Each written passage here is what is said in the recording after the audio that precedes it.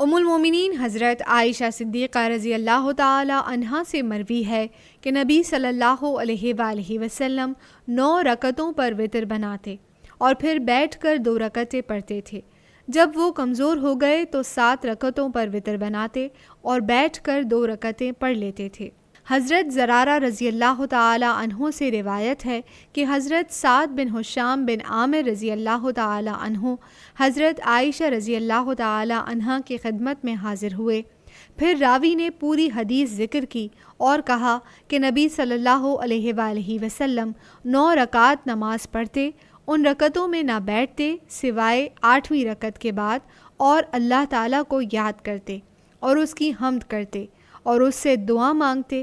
پھر آپ اٹھتے اور سلام نہ پھیرتے، پھر کھڑے ہو کر 9ویں رکعت پڑھتے، پھر آپ بیٹھتے، اللہ تعالیٰ کو یاد کرتے اور اس کی حمد بیان فرماتے اور اس سے دعا مانگتے، پھر آپ سلام پھیرتے۔